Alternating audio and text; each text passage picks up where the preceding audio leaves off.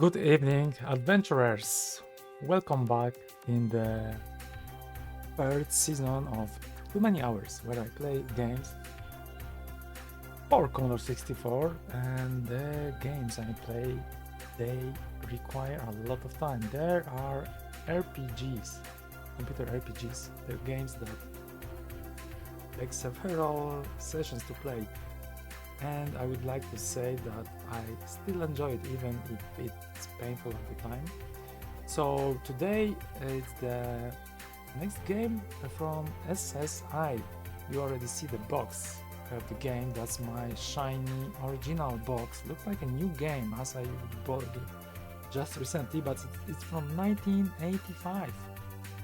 Now we have 2026, just to give it into perspective. This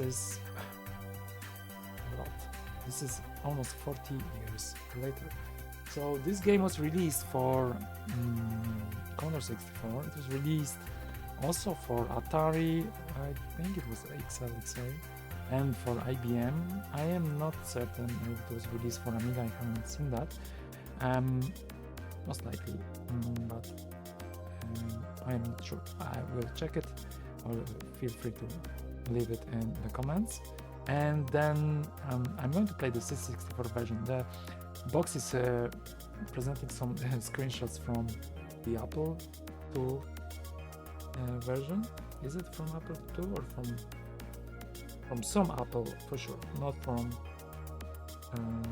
Commodore 64 or not from PC. And in the first season I played Demon's Winter. Then in the second season I played Shard of Spring, which is actually the original part of the story. Then Demon's Winter was the sequel, which I didn't know at the time. However, I finished both games and I had a lot of fun. These games, they don't have like a big high reviews, but still I enjoyed playing them a lot. And then Demon's Winter was slightly better than Shadow Spring, but still I enjoyed both of them. And this one, it's the game that looks a little bit different. I would say that the people who made this game, some of them, they were working on also on the Demon's Winter and on Shadow Spring, but that's a different timeline, let's say, and also different things are happening in this game. So this game is from 1985, as I said. And Shadow Spring, which I played before, that's the box. I also finally got the original box. This is from 1986. Demon's Winter, kill me, I don't remember right now, but I think it's from something like 1987 or 88. I can check.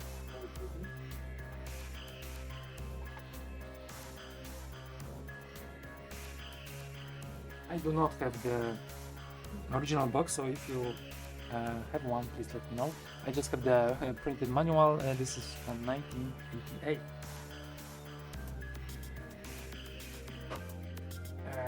So that was the Demon's Winter, and yeah, there were many improvements, so I guess there was some feedback already. But now we are moving back in time with our time machine to 1995, and this is the game I'm going to play for the next season. Let's see. I heard that it's not as easy as the other games, so hopefully I can get through. Otherwise, I will abandon just this game. Of course, I can always do it. But you know, I'm a kind of hardcore gamer. You probably have seen that already. So this means that I'm going to probably try to finish it. I have preserved the game. There's an original disc that's open actually, and there were copy protection. So I have a video in the making. I will publish it soon with this how to remove copy protection from Wizard's Ground. It was really funny because actually there are 2 copy protection points as far as I know. Maybe there is more. So I also don't know if the copy I'm going to play it's going to give me more headaches just because there will be another copy protection somewhere, or maybe there will be like a sandbox will just put me in the infinite place where I'm not going to be able to finish this game. I'm always afraid of this, but hopefully the creators of this game, or the one who was responsible to make the copy protection, they were not that mean for pirates. Of course, I just did it for preservation purposes, and this is like 40 years later, so you know, not a big deal. This is a one disc, double-sided, but when you start the game, which I'm going to skip, there you have to actually create the special discs with the save. I don't know exactly how it's going to work, but we're going to see. And there are 2 discs you have to create, so I already did that just to test the game.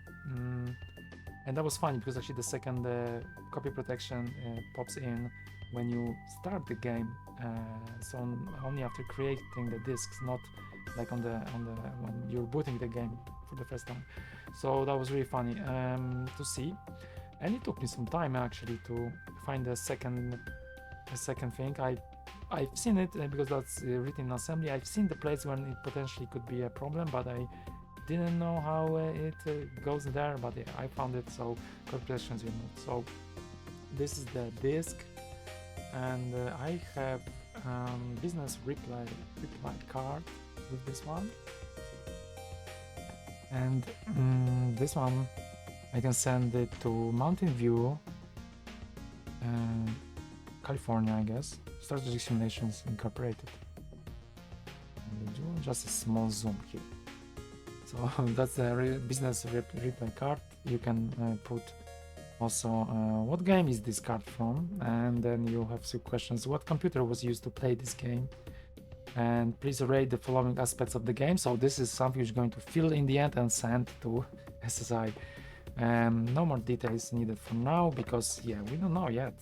There are a few questions. Maybe I should look at them beforehand, so then I will know.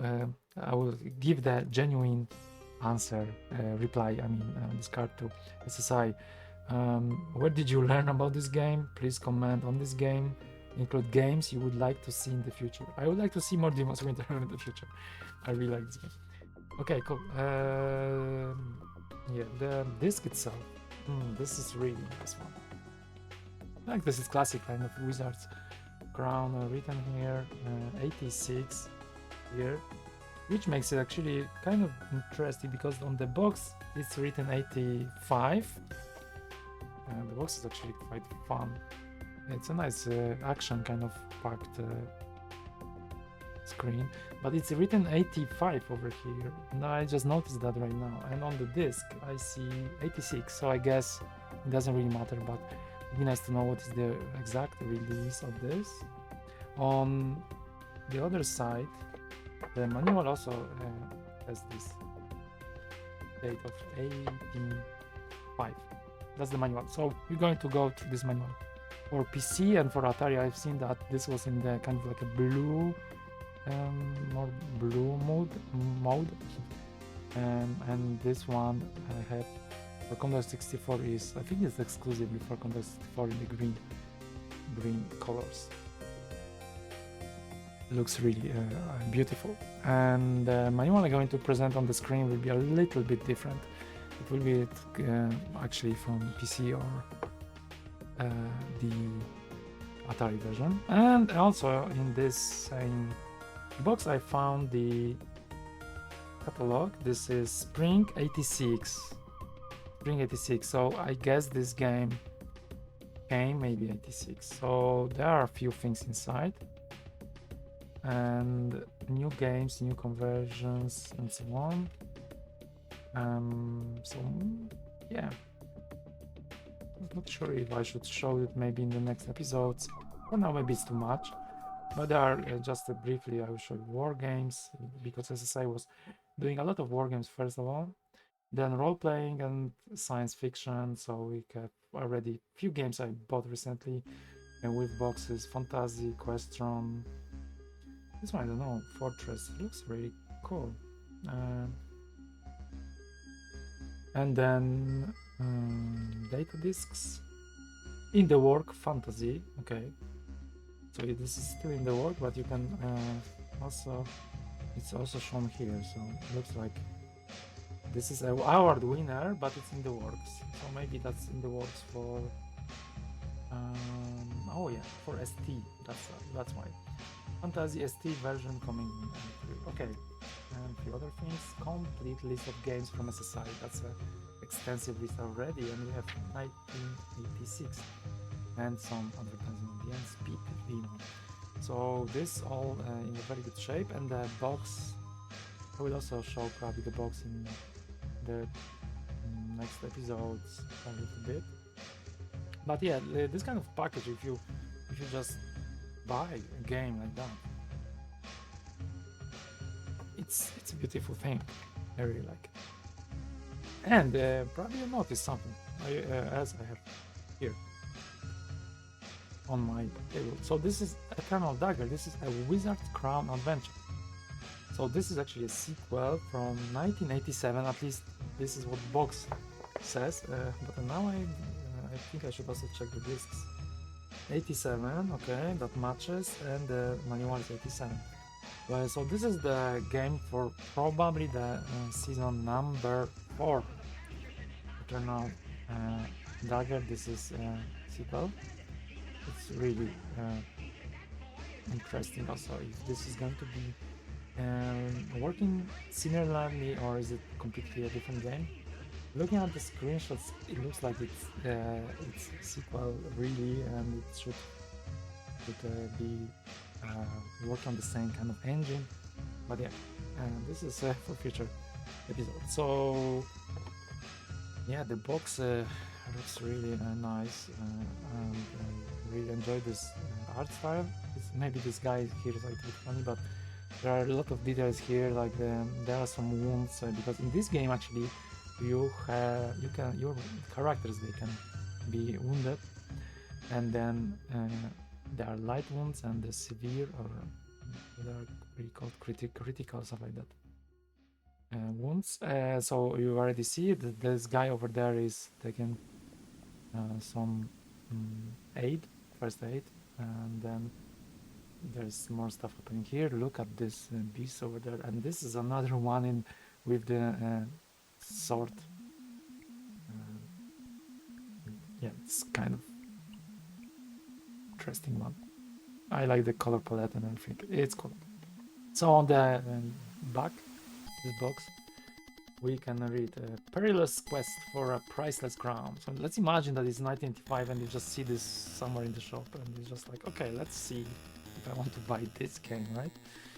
You see that I'm just blindly buying everything now, but probably if I would have few games from SSI to pick up in the past, yeah, that would be a different experience, of course. To just see which one I like the most from the description. So let's see if this one could interest me or if it would also interest you. So the stolen crown of the Emperor, bestower of knowledge and wisdom upon the fellowship of wizards who are once ruled in Argon, usurped by the traitor Tarmon, wizard of thunder. The crown lies imprisoned behind spell-woven walls in the shattered ruins of the once splendid city. Now 8 fearless adventurers dare the perils of the cursed domain. Their quest to wrest the crown from captivity and restore it to its rightful bearer. Okay, I like it so far. There's some crown to fetch, and then there is like a city shattered in ruins. Interesting.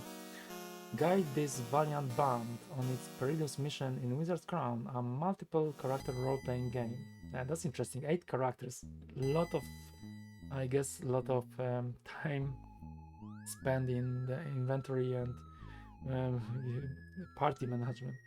It stands out above the crowd by combining the detailed tactical battles of wargaming with the magic and mystery of a fantasy quest.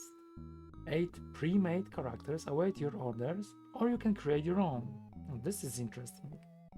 Make them sorcerers, priests, fighters, rangers, or thieves.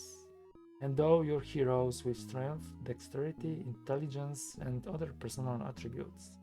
or arm them with a variety of weapons and skills such as magic, stealth, and healing. Okay, we have stealth, that's cool, that's cool. Then command them in encounters with the fearsome denizens, I don't know this word, denizens of Argan, including monsters, wraiths, and the undead. Guide, oh, like undead, that's cool. And so far all boxes ticked. Guide the companions through a maze of streets, buildings, and dungeons, searching for clues to the ancient hiding place of the coveted crown. When fighting starts, you can let the computer resolve it quickly, or you can personally direct it with a multitude of combat options. Challenge yourself at any of 5 levels of play. Capture, find, or trade a nearly limitless number of magic items to increase your chances of fulfilling the quest and claiming the promised prize, a reward of great enchantment. And indeed, screen displays shown are from Apple. From the Apple displays for the other computers may vary. Apple is a registered trademark of Apple Computer Incorporated, made in USA. And the screens, you don't see them too well here, but I'll just briefly go through them. They are not really exceptional, I guess. The first one is at the inn. You can see the characters for hire and the various options available to you. So this one already contains just the piece of text. Then another one with the skills, the skill display of a pre-made character. You can also create your own. Yeah, that's something which probably we're going to do because making party characters is fun. A character status on and inventory. This is another kind of piece of text. Okay. Now more graphics. So this is actually in town, I guess, and it says the grasslands. Okay, this is actually outside, I guess. Around the town, indeed. Near the ruins of Argan, and the tactical battle with thieves here. This looks very basic. And then this one looks more sophisticated. This is the ruins of Argan with the palace at the top of the hill. Okay. So yeah, this palace actually made me really interested. This is the palace, right? As was here. So I guess that's the same palace. Okay. Beautiful. I love it. I love it. It's fun. I think I would buy this game, right? I would buy it just because it's interesting to have these few aspects and the 8 characters party. I'm not sure about this, but the rest sounds great. Also, actually here, I just noticed there is a few more words. Individually create a party of 8 adventurers. Okay, that kind of things which are kind of listed here as the features. Choose from 5 character classes. Play either a quick resolution combat game or a detailed tactical game that provides for realistic combat with monsters. Another one, select from a nearly infinite number of magic items, such as lightning swords and rings of invisibility. Cool. Conjure up on one of 22 spells that can shatter and paralyze the enemy. I love it. Explore a town, dungeons, and ancient ruins. Okay, this is a nice brief intro. So this one is also funny. Wizard's Crown was designed by Paul Murray and Keith Brors. So Keith Brors was involved with Shard of Spring and Demon's Winter, I guess. I'm not sure about Paul Murray, to be honest. Sorry, I don't want to really forget about anyone.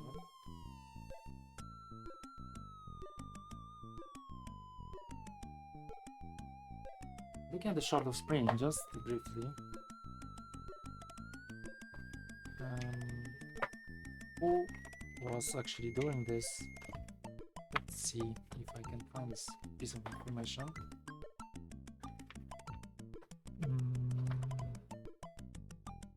Where it can be, at the end or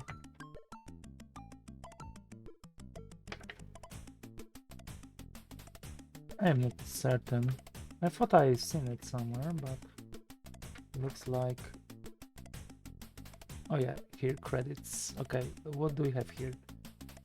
Craig Roth and David Starr, game design, game development, Chuck Krugel and Keith Brors. So we have Keith Brors here. And the Murray, I see Paul Murray as playtesters. Okay, that's funny. So he actually was a playtester for this game, for Shadow Spring. But then at the same time, as this one lists over here, actually this is cool that it's on the box.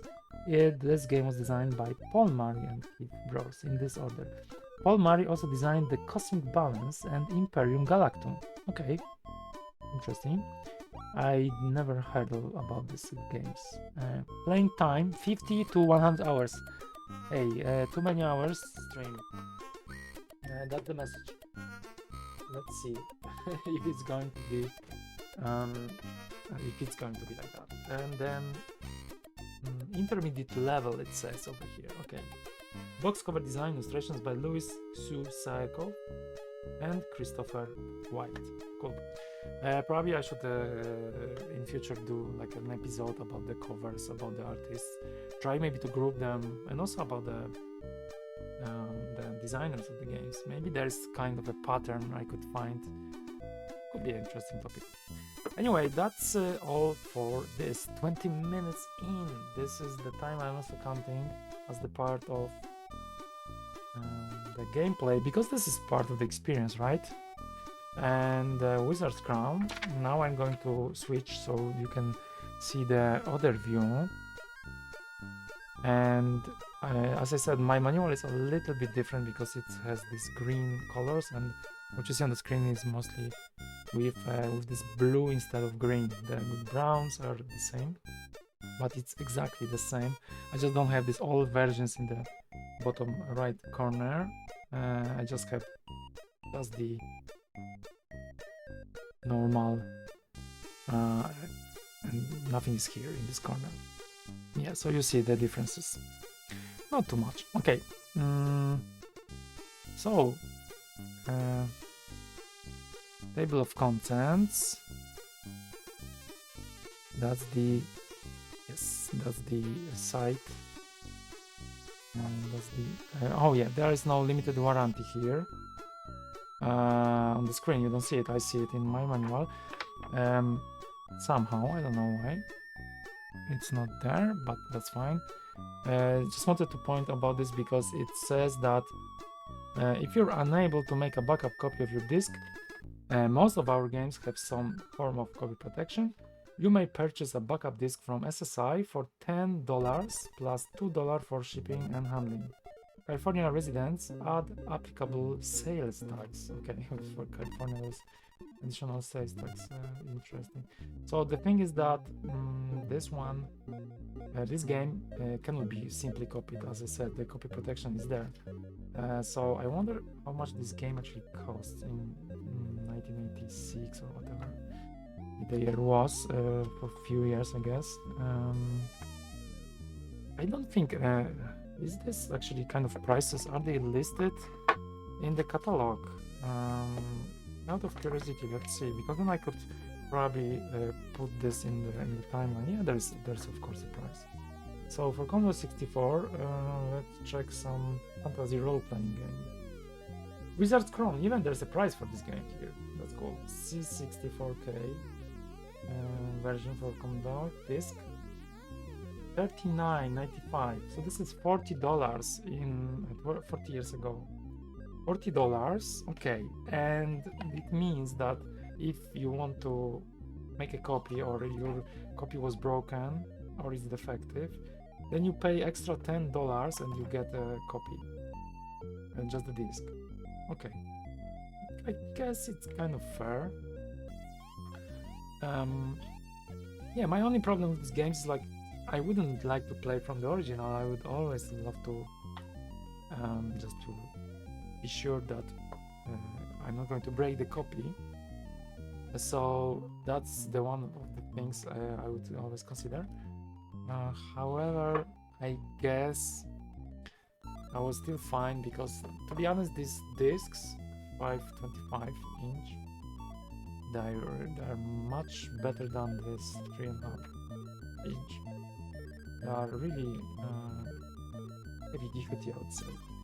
And for me, it wasn't any problem to preserve a few games already, which are kept on the discs, which were in someone's basement, in the worst case in dumb basement, kept for like 40 years. But to be honest, I'm lucky. Most of the games I found there are in the good shape. There is no like a bad smell or something. Still 40 years, yeah. They are not played too much heavily, of course this helps, but in case you want to do a copy within this game, it's impossible. You have to buy another one or ask SSI in this case to send you a disc, including of course shipping, and including for California residents, including applicable sales tax. So yeah, that's cost. Okay, let's start the story then. We see the table of contents. So we have the introduction, the game begins, the characters, the game elements, outside world, dungeons, combat, a lot of things actually. I hope I'm going to cover that whole thing today, but it's a long lecture, so bear with me. Okay, so this is Crown of Sorrow. I will make it a little bit bigger. And in the meantime, of course, I have also my tea. So I'm going just to start this very nice adventure with a cup of hot tea. And this is Genmaicha today. I really love Genmaicha. And then, of course, with my cup with dragons, there will be dragons, so let's start. Crown of Sorrow. Actually, I love this. I love this. I love these two words already. Crown of Sorrow. This is cool. Crown of Sorrow. I'm buying it. I'm buying it. Crown of Sorrow. Hathor is old, very old. His bones seem to have been dumped haphazardly into his skin, which hangs in loose, wrinkled folds. His eyes speak of ancient secrets and magic lore long forgotten. Now the dark eyes glitter with fierce intensity as he scans the group before him. 8 adventurers, some known for physical prowess, others for mental acuity, shift uncomfortably under his relentless scrutiny. The glade the group occupies glistens in the moonlight, dew sparkling like diamonds. Everyone feels that he is the presence of an ancient host, but no one, save Hathor, knows its identity or intent. One adventurer, a rather short, merry-faced youngster, leans to his companion. "Why are we waiting here, shivering in this God-forsaken place? Hathor calls us here with no explanation, and now he stands there and stares at us. Besides, this place speaks of evil things." His companion opens his mouth to answer, but snaps it shut when he sees Hathor glaring at him. The wizard raises his arms in a command of silence. He speaks. "I have called you here to rise challenge." The adventurers lean forward expectantly, excitement boiling in their hearts. 500 years ago, the fellowship of wizards governed this land. The wizards in this fellowship ruled justly, and all the citizens abided by their decisions. The wizards occupied the city of Argan, which once boasted the greatest beauty and wisdom to be found anywhere in the world. Treasured far beyond anything in Argan was the crown of the emperor. An audible gasp went up from the adventurers' circle. "I thought the crown was merely a fairy tale," mutters a dark, weary man. Katar hears him and shouts indignantly, "A fairy tale! The crown gave power and reason to the fellowship. It was the source of learning, of all knowledge present, past and future. It was the fellowship." Katar's head bows and his voice lowers.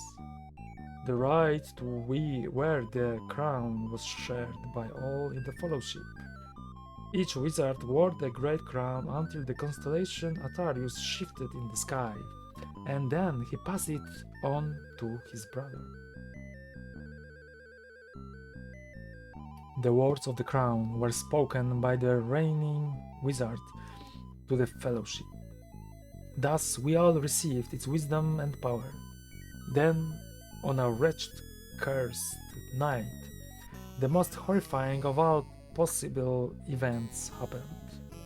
Tarmon, Wizard of Thunder, refused to give up the crown. A tear traces its way down Katar's weathered cheek. Behind the adventurers, the invisible host mutters and sobs, then takes up a high, keening chant that raises the hairs on the adventurers' heads. The wail gradually subsides and Katar continues. Civil war broke out among the wizards. All our codes of honor were ignored. Horrible monsters were called up with evil magic to consume brother and sister, and great fires destroyed much of Argan. Tarmon fled with the crown into his laboratories and sealed himself inside forever. It has been 500 years since the evil first began, and the crown still awaits its freedom. Katar pauses significantly. As you know, Argan is still infested with the monsters called up from the war. A magic wall contains them. It was erected by the Fellowship when we came to our senses and repented of our destruction. We are barred from entering the gates of the city until the crown has been recovered.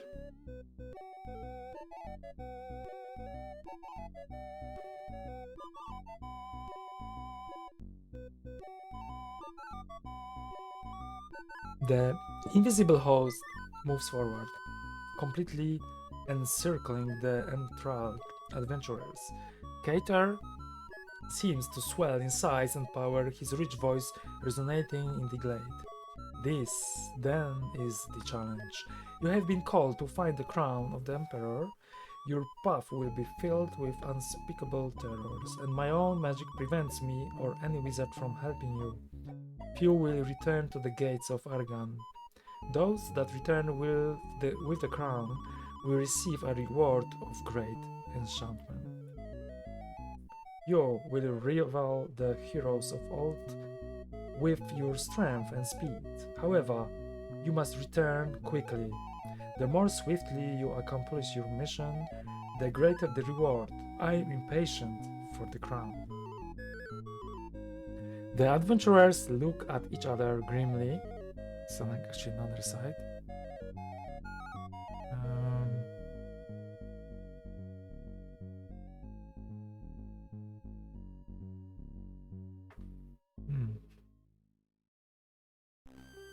Okay, I see that's a little bit different.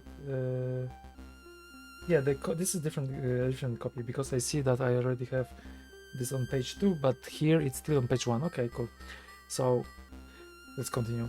Let's commence.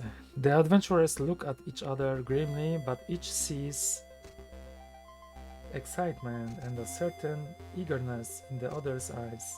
One person, a woman renowned for her great wisdom, asks quietly, "And who will wear the crown once it is returned to the Fellowship?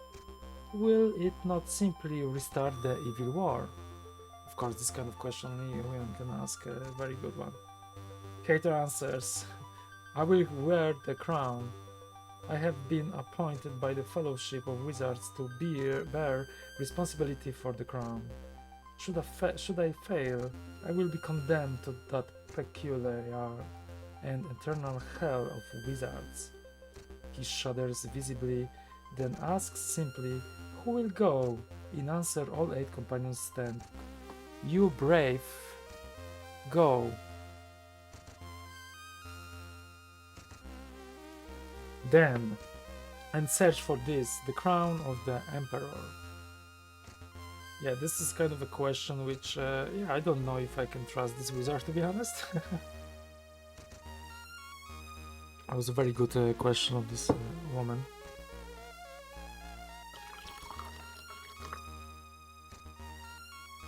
Alright, so... Suddenly, the crown appears shimmering brightly in the air. Oh, that's a surprise. Gold filigree of unearthly workmanship is studded with brilliant jewels. A single great crystal is embedded in the brow, and prisms of rainbow light chase each other from end to end. Behind the light, the invisible host appears briefly, the robes of many wizards brightening and waning like candles, the sad faces flickering in the reflected light of the crown. Go now, says Cater, complete your quest quickly with honor and bravery. We await you. So wait, actually, they didn't see the real crown, yeah? That was some kind of vision or projection. Fair enough. Okay, quick start. Sections of this rulebook appear in shaded areas. If you choose to read this first, you will find that they provide an overview of Wizard's Crown and a quick entry to the game. To help you begin play, the game includes 8 characters ready for your commands. You may choose to play with this party of adventurers until you want to create new characters of your own. To help you during combat, the game includes a quick combat mode. You may choose to have the computer quickly resolve combat and display results until you are ready to fight a detailed tactical battle. Yeah, I don't know if playing a quick mode is actually good. Depends on the AI. I guess it's always better to try just to do everything manually, but yeah, it depends if you're good at the game. Probably at the start, this is something to learn. The other thing here is that I am not certain if I would like to start with the new party at the very beginning, or just probably use party members for a while and then ditch them, but then they will get less experience. Really hard to say, to be honest. So this is something I have to decide. This is also the level. I know there are 5 levels, so probably I will just go with the middle. Anyways, introduction. A. The game and overview. Wizard's Crown is a game of adventurers and encounters. The objective is to locate and retrieve a wizard's crown. You create a party of 8 characters, each with personal attributes and professions that determine the skills he will have available for his actions. So this is already this kind of section in shaded areas. This is like a quick overview. This is what probably looking at the other pages, there's a lot of shaded areas, so you still have to read half of it. Okay.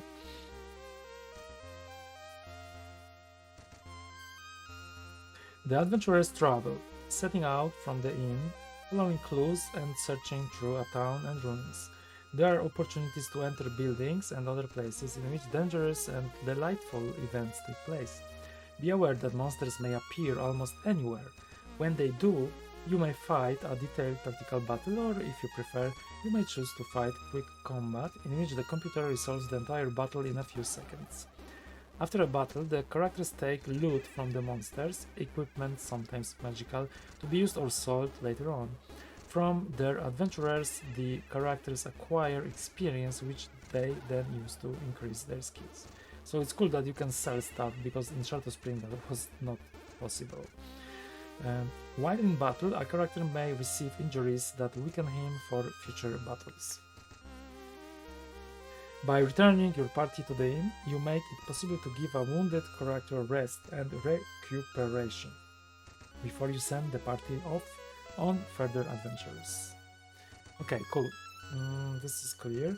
Loading the game. So for Apple, you have to put the Wizard's Crown disk, but for Commodore 64, of course, load asterisk, (8) and then run. Okay, that's simple. Next page, number 3. Communication with the computer. In almost all instances, a one keystroke command is sufficient. Each menu indicates the commands to be used. If a menu appears with an item highlighted, move the highlighting to the desired item by pressing the arrow keys left for up or right for down. Then, if there are commands listed, press the letter indicated. Often it is the first letter of the word, and it appears in parentheses. For example, type S if you wish to select, or A if you wish to add. If a menu does not list a command to be used to leave this menu, use exit X. If the same menu continues to appear, you are being told that you must make a choice before you can exit. Opening menu. After the title screen, an opening menu appears. Okay, that's the screen. Drives too. I wonder if you can choose the drives in Commodore 64 version. So, play difficulty. Play levels after the reaction time of monsters in combat. Oh, sorry, play level affect the reaction time. Okay, so select a level of difficulty from 1 to 5, 1 being the hardest and 5 being the easiest. The level must be set each time you reboot the disk, as it is not saved. Okay, so that's weird, because then do I get more experience? Normally I would play just on the easiest one, number 5, right? Sorry, number 1. No, the number 5, let's go. Okay, that's interesting. We're going to see how it's going to work in the reality. I thought this is set for the whole game. That's so interesting. You need to create a game disk and a dungeon disk for play. Follow the instructions given on the screen. Okay, drives. Oh, this is Apple only, unfortunately. If you choose to use 2 drives, insert your created disk number 1 into drive 1 and created disk 2 into drive 2. That would be cool to have this in Commodore 64 version. Sound. You may choose to play with the sound on or off. And then utilities. This option allows you to reset dungeons back to their original state. Follow the instructions given on the screen. Reset dungeons. So this is like to exp more, get more experience. Saving the game. The game may be saved whenever the player is at the inn. At that time, the main menu is on the screen. Selecting T, tell the minstrel of your deeds saves your party. Minstrel of your deeds. Okay, the chapter number 3, the game begins. As the game begins, you are at the inn. The computer displays information about the current situation, the time, the names, and the statuses of the members of your party of adventurers, and a set of commands which allow you to take various actions. You may learn about a current character, remove, improve, outfit, or rest a current character, create a new character, distribute money, view the items stored at the inn, and save the game. When you are ready to begin your adventurers, you leave the inn, return to the inn when you wish to rest your party or to save the game, writing your characters to the disk. So this is kind of cool that you can create party members at any time.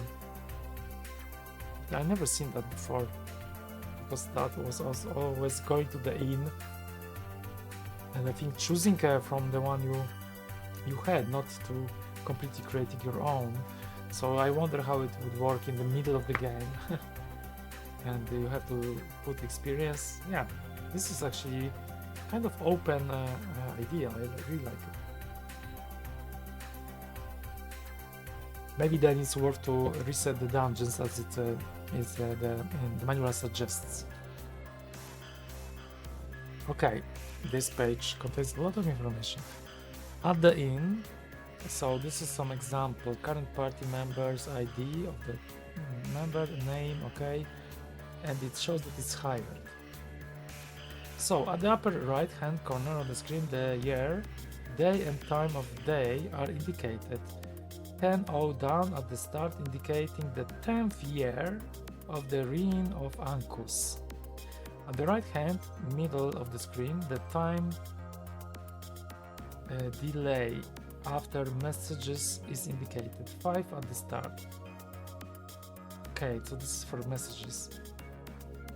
The delay is a number from 1 to 9, 1 indicating the shortest, 9 the longest delay. You may change the delay by typing D. Each time you type D, the number increases by 1. After 9, it begins again at 1. Okay, this doesn't need to be as detailed as it is, but it's fine. The commands. Greet new adventurers. This command allows you to create a new character. A maximum of 8 characters is allowed. If the current player list contains 8, you must eliminate one of the current characters before you add a new one. See create a character for description. Tell the minstrel of your deeds. This command saves the game. Rest the adventurers. This command allows you to send your party to rest. Depending on his strength, each the member of the party recovers from his wounds as he's lost power, morale, and life force. The cost per day of rest is 40 copper, automatically subtracted. If a character cannot pay for the number of days he is to rest, he sleeps in the stables for the entire period. In this case, only the character's power is restored. Okay. That's interesting. So then I understand that the morale and life force will remain low, and I wonder if life force, which one is the health points, power or life force? I guess life force. LP, like HP. Life force, sorry, LF. Yeah, I don't know. Maybe power is for HP. I'm not certain about it. Probably it will be mentioned somewhere further on. Okay, check a character. This command allows you to inspect a character's current condition. See checking the character for description.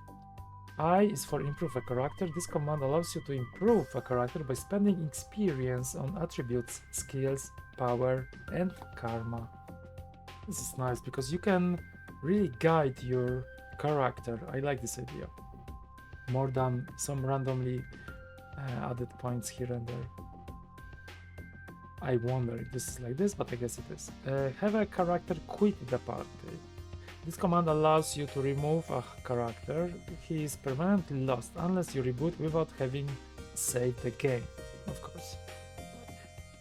That's also cool that it doesn't save automatically, so you can make a choice yourself. V is for view items stored at the inn. This command allows you to review the items at the inn and pick up those you no longer wish to store. The maximum number that may be stored is 18. Oh, so this is your kind of chest. Interesting.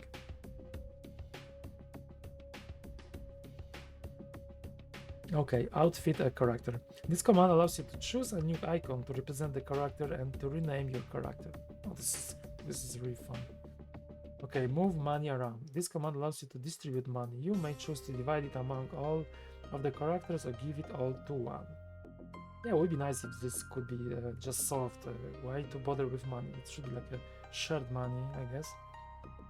But apparently it's not the case. Exit the inn. This command allows you to leave the inn and begin your trance. Okay.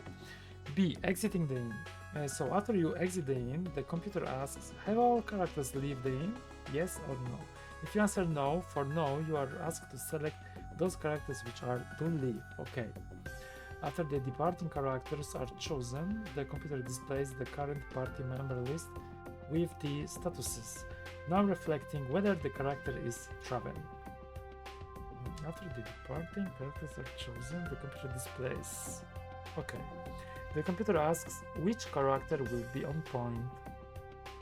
Choose from your party a member with good ratings in stealth and scan. Okay. I have to remember this. The point character skills in these areas modified by how far in advance of the party he is determine whether 1. The party may perform an ambush, the party itself is ambushed, or 3. The party has a normal face-to-face encounter.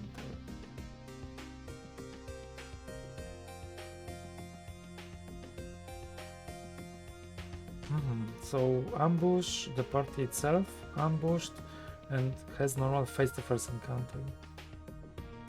Okay, that's I actually, this is so detailed. I like it. Okay, next page, number 5, continues. After the character is chosen, the computer asks you to give a value to the point man lead. Point man lead 1 is none or 2 to 9. This value represents how far in advance of the party the lead man is scouting. The farther out he is, the less likely the party will be ambushed. At the same time, the farther out he is, the less chance he has of getting back the main group when combat occurs. After the lead is entered, the party leaves the inn. Wow, I like this system. Not sure how to deal with that. We'll see in reality.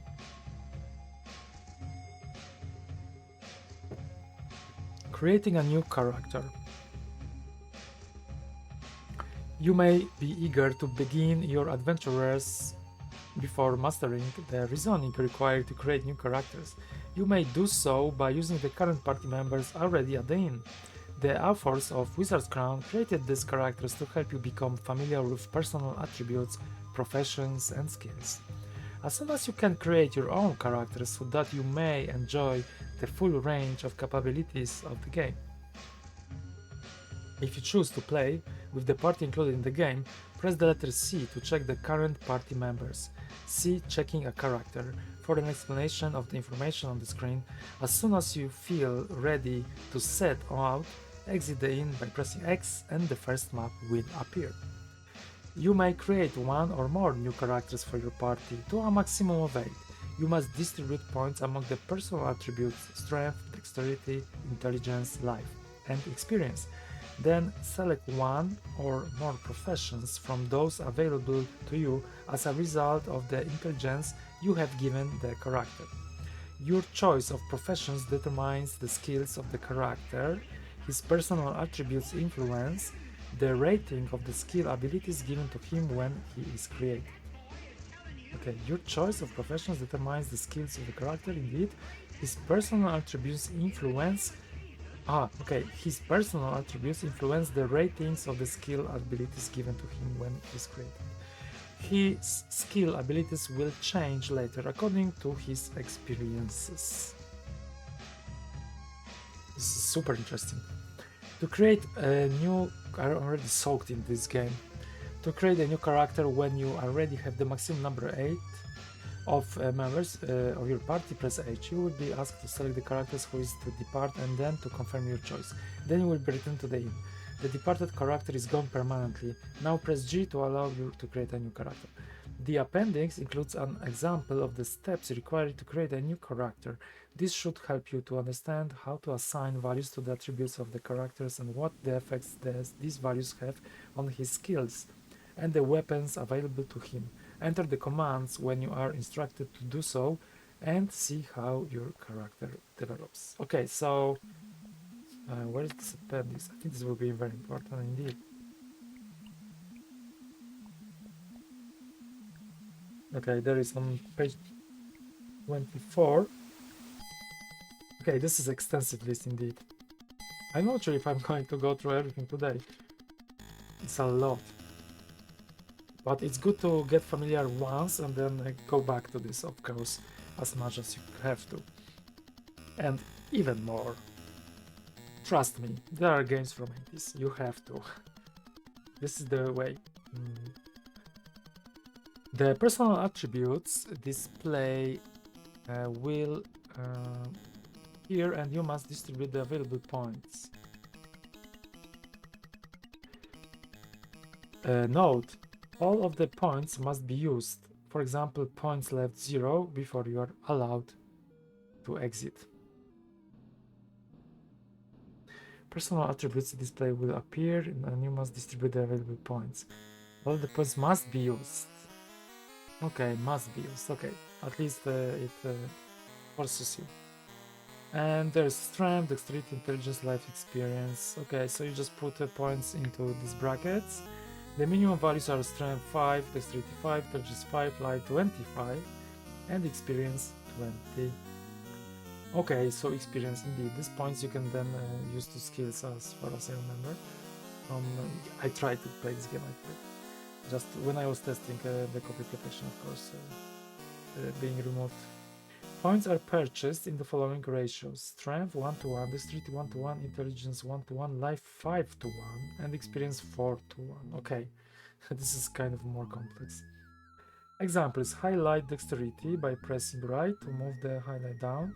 Press A, the computer adds 1 point to dexterity and subtracts 1 point from points left. Highlight life in the same way. Press A, the computer adds 5 points to life and subtracts 1 point from points left. Remember that the number of points you assign to intelligence will determine which of the professions available to the character. Note that a character may have more than one profession. I think there's a mistake in this. No, it's not. 5 points to life and subtracts 1. Okay, that's correct.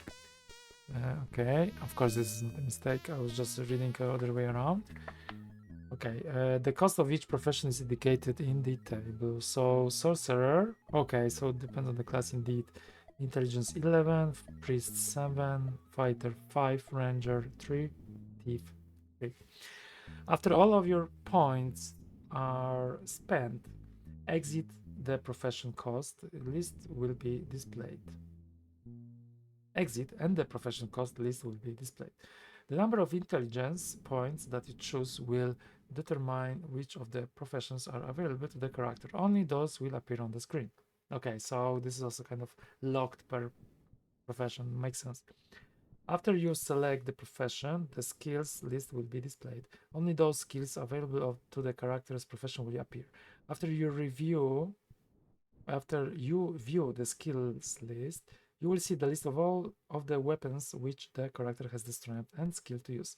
Select a weapon. The character will be provided with the weapon, armor, a dagger, and a shield. If the weapon was one-handed and the character has the skill and strength to use it. Okay, cool. You're going to get the weapon out of the box. That's cool. Finally, the icons available to represent characters are displayed. Select one for the character you have created. After selecting the icon, you will be returned to the inn. And there is a quick start kind of shaded area. Checking a character. To check a character, press the letter C. The computer displays the list of current party members. Press the letter identifying the character you want to inspect. There are two screens providing information about the character. One, the first screen displays the character's attributes, physical condition, coins, and equipment. At this time, you may choose to trade coins ready an item, drop an item, or transfer an item to a character or to the inn. 2. The second screen displays the character's skill ability ratings. Okay, gotcha. A description of the procedure follows the sample screen displays. And there is a name, Lord Miles of Eslake. So strength 16, dex 13, intelligence, life, okay. Seriously, Okay, so this is called serious injury 0, injury 0, current life 55. So life, this is how much, this is the max, and current life is how many points this character has currently. Would be nice if this would be the other order, so life and current life, they are next to each other, but doesn't matter. Current XP 11, copper, silver, electrum, so we have, and gold, we have 4 different types of money. And then item name, brigantine, radiate, yes, dagger, radiate, no. There's a size and there's a longsword and shield. Okay, so the brigantine and the longsword and dagger and shield. Okay. To trade coins, press T to see the list of characters. Choose a character for the trade of the coins. After you select the character, the coin types are highlighted. To ready, transfer, drop, or evaluate items, press R. The menu changes and the new options read as follows. Up, down, ready, transfer, drop, evaluate, or exit. Use the arrow key to place the highlighting on the desired item. To ready the item, press R. Yes indicates the item is readied. To transfer an item, press T and the computer asks to a character or to the inn. Press C and you are shown to the list of party member from which to choose. Press I and the transfer takes place and the item is no longer seen on the screen. To drop an item, press D and the item is removed from the list. It cannot be recovered. Okay, so drop is forever. To evaluate an item, press E. The second screen displays the character's skill abilities. Okay, so for the evaluate, I'm also wondering what it really means, but okay, let's see. So the skills, close combat, sword, axe, spear, or spear, mace, flail, bow, crossbow, shield, awareness, scan, swimming, and experience. Okay, so for the scan, awareness, I guess it's also, was it this for the pointing? On the will be on the point. What was the? What were the scouting? What were the skills?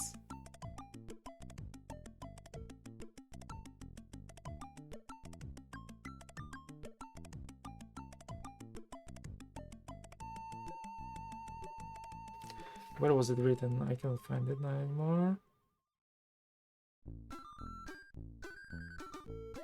Okay, stealth and scan. Okay, so there are 2 skills with good ratings in stealth and scan. Okay, so that will be my probably small note, which I'm going to do to myself. That if I want to have someone in party, would be nice to have someone in party with to a point. I think that would be a good strategical point. So I'm already doing some decisions here. So I will just say scan and stealth skills for point. How is it called in English? Point?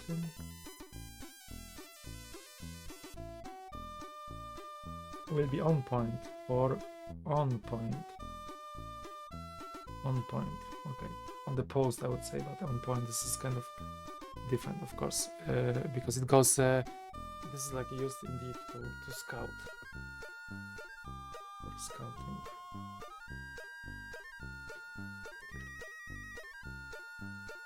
Okay, cool. So point taken, note taken, I want to say. On point, note taken.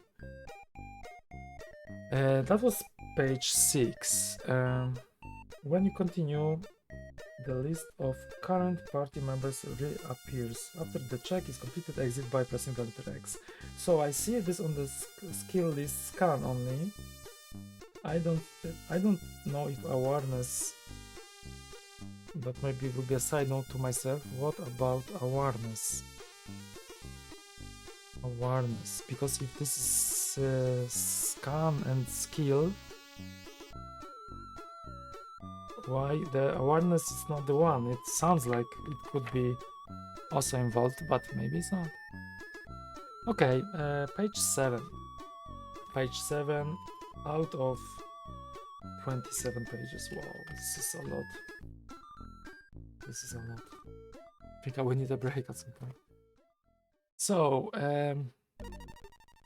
the characters, chapter number 4. There are 8 adventurers to be created. Each character has personal attributes, one or more professions, which determine his skills and equipment. During the course of the game, as a character proceeds through his adventures, he receives experience points towards his training. These experience points can be used to increase his particular attributes and skills. A. Personal attributes. Each character has 4 attributes: strength, dexterity, intelligence, and life.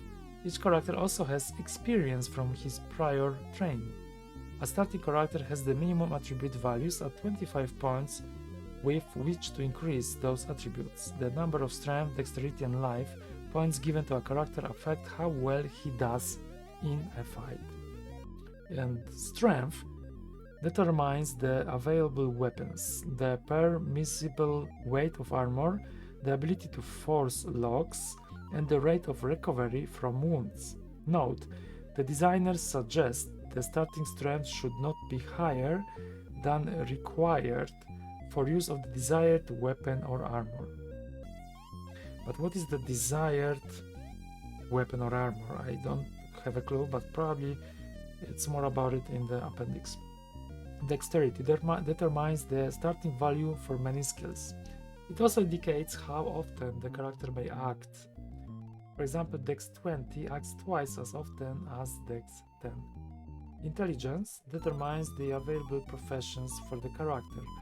For example, a thief needs 3 intelligence, a priest 7, and a priest thief a total of 10. In general, only the exact int points required for the desired profession should be purchased.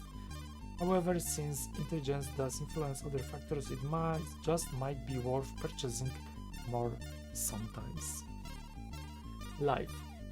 Life determines the ability to withstand wounds and to avoid becoming unconscious. Bleeding, poison, lifesteal, and life blast cause a loss of current life points. When life drops to 0, the character is dead.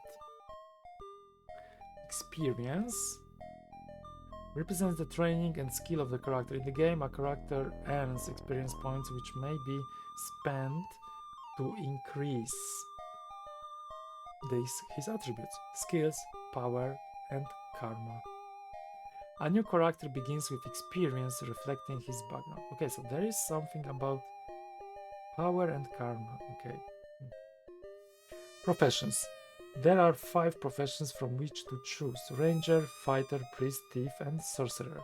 A character may have more than one profession. Oh, that's cool. That's why there was a mention about mix between priest and thief. Priest, thief. This is interesting, to mix professions. Okay, that game has a lot of mechanics, I see. Rangers are foresters, scouts, and hunters. They can exist on their own in the wilderness. Although they are not great fighters, they can use spears and bows. Fighters are prepared for all types of combat. Priests are favored by the gods. They can heal, treat poisons, and turn undead. Yes, undead. Thieves are sneaky and make good point men. They can spot the enemy, locate hidden things, find and disarm traps, and bargain well. Sorcerers are able to cast spells and make potions. They can recognize and understand, evaluate the magical items that they find. Okay, so priests are for healing, treating poisons and undead. Sorcerers are more for casting spells that are probably badass spells, hopefully. And they can recognize, understand, evaluate the magical items. Okay, so there is a slight difference. Skills. A character's professions determines the skill he possesses. His attributes influence the starting values of his skills. These are referred to as his skill abilities. Skill abilities. Skill abilities are values which represent how well a character performs a skill. There are skills of magic, of the dungeon, of the wilderness, of the use of weapons, or of scholarship, and of healing. Usually to determine if a skill is performed successfully. The skill abilities are randomized and compared with another number. Yeah. For example, consider a thief with a search ability of 74 as he searches a wall. A trap in the wall has a concealment rating of 30. Of course, this is not known by the player. A number between 1 and 74 is rolled, and if the roll is above 30, the trap is spotted. Yeah, that's a very classic mechanic, that's really cool. Many magic items increase a skill ability when the item is radiate. Wounds and morale loss may decrease the skill ability of all skills except luck and turn undead. Luck and turn undead abilities never exceed the current karma rating. Okay, that's kind of complex. Weapon skills are 1. The ability to hit an opponent with a weapon. The ability to hit an opponent with a weapon, and 2. The ability to avoid being hit by an opponent while the weapon is radiant. It's actually on the other side, sorry. This is side number 8. So,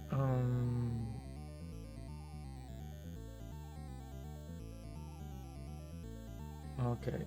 So the weapon is radiant, then it can be used to also avoid being hit.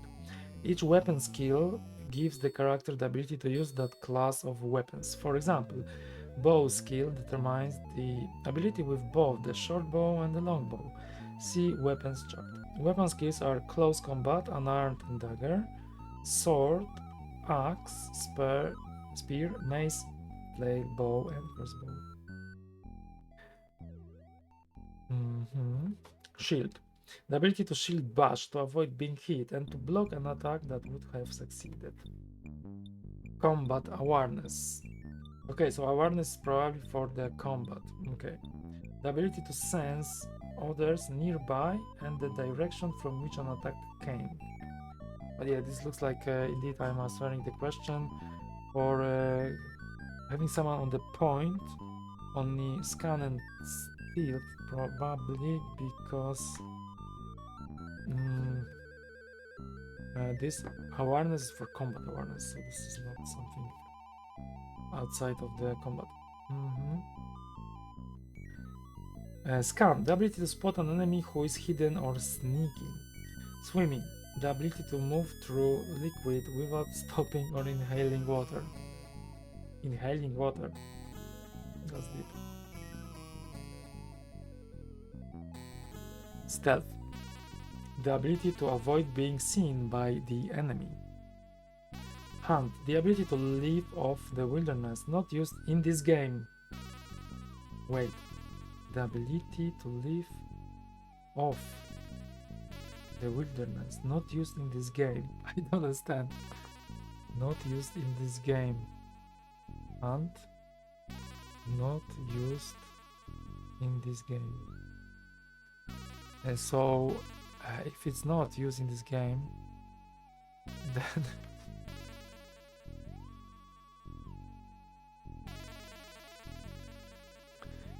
then where? Track, the ability to follow tracks, used to find a monster's lair and the treasure therein. First aid, the ability to heal wounds and stop bleeding. First aid does not work on serious wounds and serious bleeding. Any wounds and bleeding not healed in the attempt to heal become serious. Bandages are required. Okay. First aid requires bandages. First aid requires bandages. That makes sense. The search, the ability to find things that are hidden, including magic items, traps, secret doors, and many other things. Disarm trap, the ability to disarm a trap which has been spotted. Picklock, the ability to open locked doors, chests, etc. requires lockpick. Okay, so picklock requires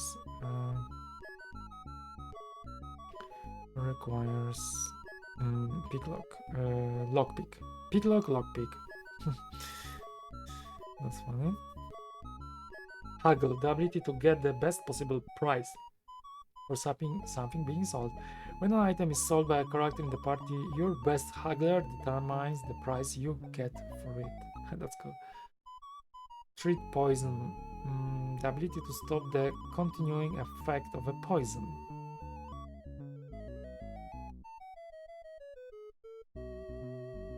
Treat disease, the ability to stop the continuing effects of the disease. Turn undead, the ability to destroy one of the undead and at the same time to protect oneself from the attacks of others. Alchemy, the ability to make potions successfully in laboratory. This is cool. Alchemy skill for sorcerer, of course.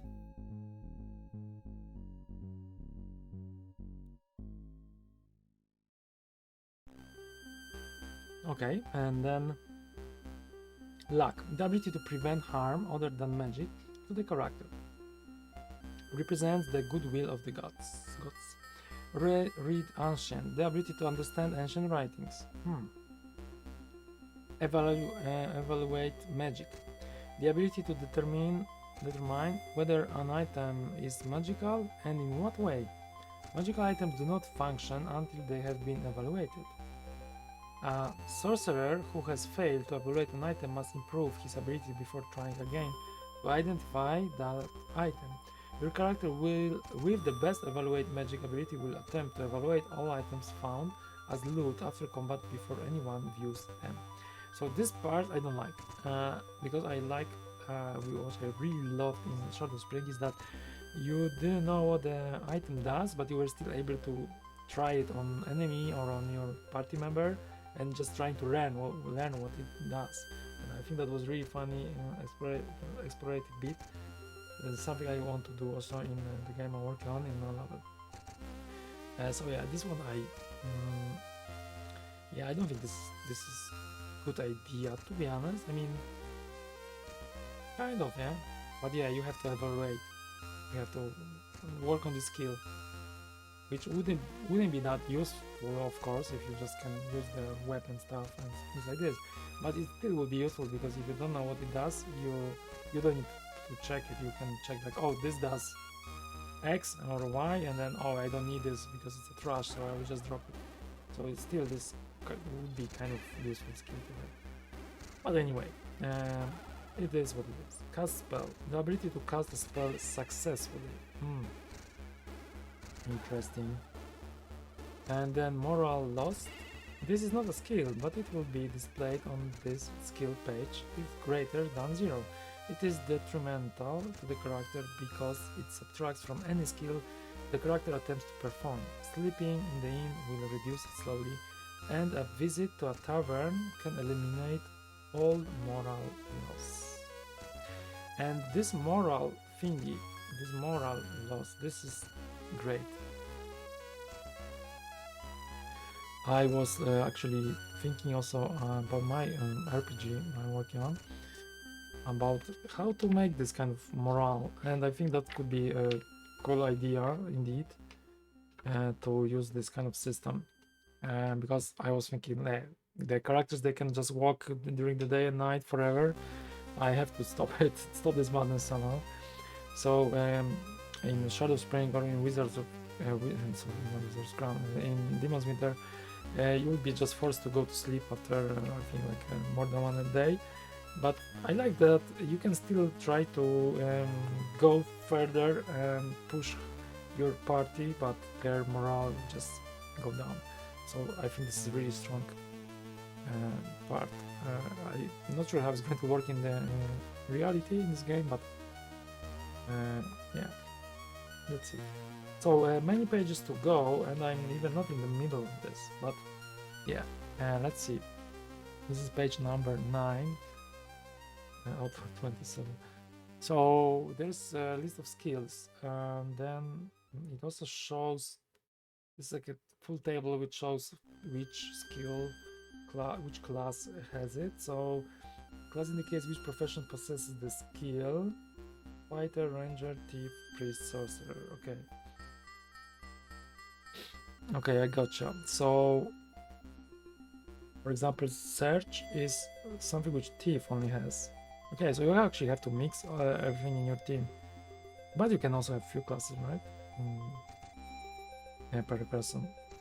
So starting value indicates which attributes controls the starting value of the skill. Starting value, that's interesting. Which attribute controls the starting value? Ah, okay. So then, oh, this is interesting. So then it means that, is there an example? No, I don't think, but I will make an example myself now. So if my dexterity is, for example, 12, then there will be the start of the skill. For example, search, it has I, so intelligence. So okay, for search, how much intelligence I have, there will be the value of the starting control of the skill. So I guess it's also good to put more intelligence, for example.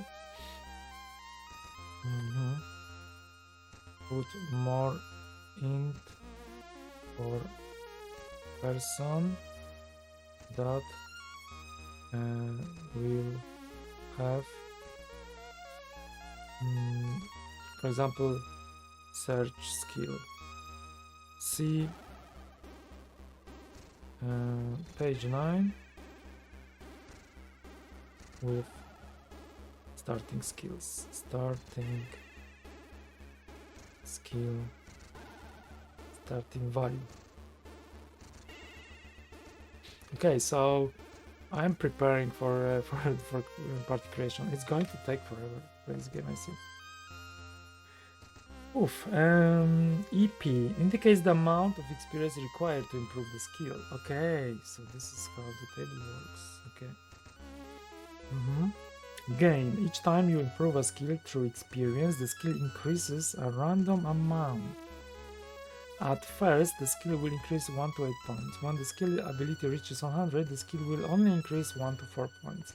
At skill ability 150, you only gain 1 to 2 points each time you spend experience. Finally, at skill ability 200, you will only gain 1 skill point. And it shows 1 to 8, 1 to 4, 1 to and 1. And why karma and power is 1? Okay, oh yeah, I understand now. So this is all for all of them, the same, but except, yeah, karma and power, it's always only 1. Alrighty. Intelligence requirements. Sorcerer requires intelligence of 11. Okay, so this is something which, when you create someone, intelligence is very important, as you see. However, I'm not certain yet if it's comparable to intelligence in Wizards, what's in Wizards Crown, and comparable with Shadow Spring and Demon's Meter. It looks like different thing, because the skill points are not taken from your intelligence points at all. Okay. Experience. Page number 10. Experience. During the course of the game, your characters will accumulate experience, EXP.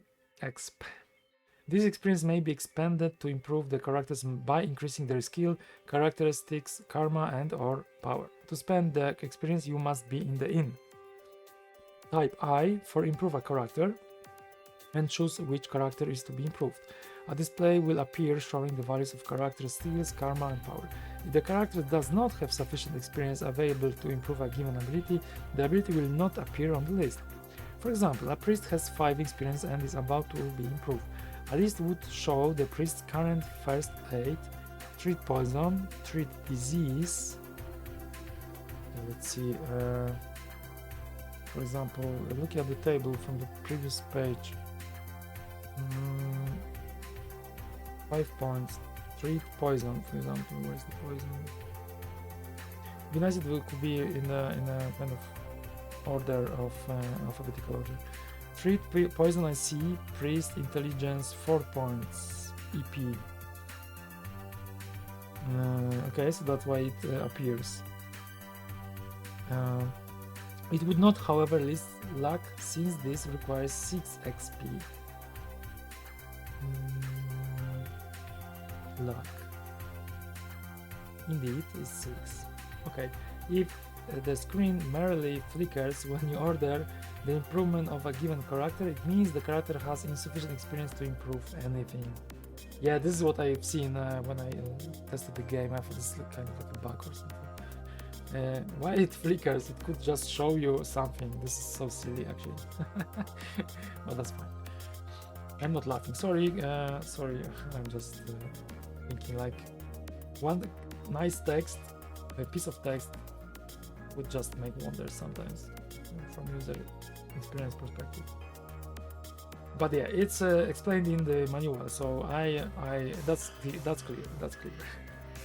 Flicker is a thing that might be expected. Okay, when the list appears, one ability will be highlighted.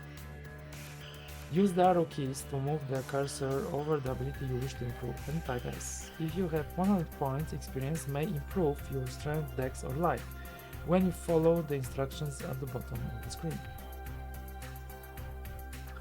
Morale. During the course of the game, your characters will accumulate morale loss. Morale loss represents fatigue and nervous strain and reduces your skill abilities. Morale is lost through fighting, through being awake as dawn breaks, being up all night, and through various magical effects you may run into. Morale loss is slowly reduced through sleeping in a good room at the inn. It is very quickly reduced by having a good time at the tavern. Okay, so sleeping in a good room at the inn, okay, slowly, but in tavern, it's better, okay. That's interesting. But indeed, that's also something I should take in my personal life seriously, just to don't stay until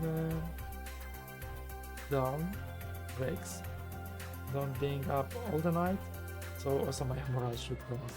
So that's a very good lesson from this game. Chapter number 5, the game unlimited. Points. A character may carry no more than 250 points. This is a big limitation, yes. They could of course do much more than this, but it just... I would put a small hashtag lazy programmers. I am not mean. It's fine. There are 4 denominations of coins: copper, silver, electrum, and gold. Each type is worth 10 times as much as the previous one listed. All prices are listed in copper coins. Copper coins. Okay, so copper coins are the lower one. Money is obtained by selling items that are found or taken as loot. They are sold in the marketplace in the town. Money is spent for purchasing all types of equipment, making potions, training, and resting at the inn. Items. What do we have about the items? Each item has a set of characteristics: size, small, medium, or large, number of hands required to ready the item, and strength required to ready the item. An item must be readied before it can be used. A character may not ready an item that would require more hands than he has available or more strength than he has. A character may have no more than 1 weapon, 1 armor, and 1 shield readied at any one time. A character may carry not more than a total of 10 items. Among these, there can be no more than 2 large items or a combination of 5 medium and large items. Okay, this is kind of tough. Torches provide light. They require 1 hand and are lit as soon as they are readied. When unreadied, they are consumed. Torches are automatically consumed when a character enters the inn. Okay. Magical items. If an item is magical, it can be either evaluated or unevaluated. If the item is unevaluated, the character cannot use its magical properties. A magical item must be readied to be considered in use. Magical items can have offensive and defensive capabilities, skill bonuses, and spells. If 1. An item is readied and has a skill bonus, and 2. The character has the skill, he gets the skill bonus. Items do not create skills, but they enhance the skills. Yeah, that makes sense. Page 11. Already possessed. For example, when a character who has stealth readies his cloak of stealth plus 15, his effective stealth is increased by 15. If he had not had stealth, he would not have received the bonus. If a readied item has a spell, the spell is cast with automatic success when the item is used. You see combats. When a spell of an item is cast, 1 charge is deducted from it. You will not know the number of charges. However, when the number of charges is equal to 0, you can no longer cast spells. Also, the item may disintegrate. Some spells work on an infinite number of charges, but you will not know which ones. Potions come in vials, bottles, or jars. There are 2 types of potions: defense, add armor, and cast spells. Those that cast spells are treated like other items that cast spells. See previous paragraph. Potions of defense must be treated as though they were casting spells. That is, reading the potion does not add defense. The potion must be used. Reading the potion? Oh my god. So does it mean that I have to put it to the hand first? And then I have to use it? Oh, and I am not certain about this.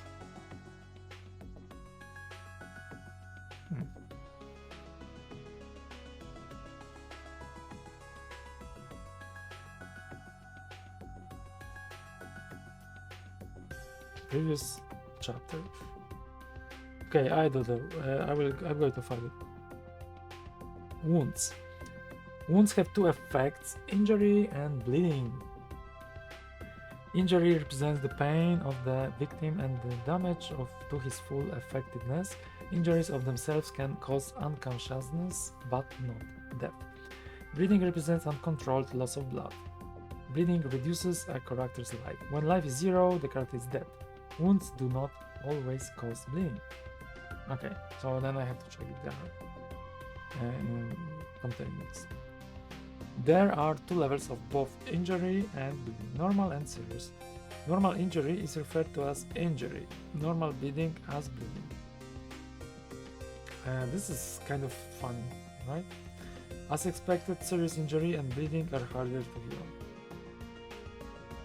It's a little bit, this manual is, there are some moments I'm not really enjoying, but I guess most of the stuff makes sense. Karma and prayers, that's important, I guess. Yes, yeah, exactly, you see. Pay careful attention to the relationship between karma and prayers. The ability of your characters to survive battle depends on it. Karma represents the influence a character has with the gods. When a character prays, he spends karma temporarily. The more he prays, the less karma he has remaining, and therefore the less influence with the gods. Wait, when a character prays, he spends karma temporarily. The more he prays, the less karma he has remaining, and therefore the less influence with the gods. Why less influence if you pray more? I don't understand. The effective skill ability to turn undead and luck unadjusted for praise or magic items may not exceed the character's karma rating. A character can regain karma by visiting a temple. Okay, I got it, because I don't pray at the temple. I just pray when I need something. So this is like a demanding, okay. That was not clear, because I thought you go to the temple and pray there, and then you should regain karma, but this is when you just pray outside of temple. Okay, that makes sense now. was a little bit unclear for me. There are 8 prayer levels. The maximum karma a character has determines the best player possible. See the karma and prayers table in the appendices for numerical relationship. So again, another table for future. So this will be a study of many things. Probably I'm not going to understand half of it for the half of the game. During the half of the game, maybe I will understand everything, but that's fine. This is also something which you have to accept. Then maybe you can play next time with a better setup, but then, of course, too many hours, so I probably will move to another game, and it's already, I already look at this, which is Eternal's Dagger.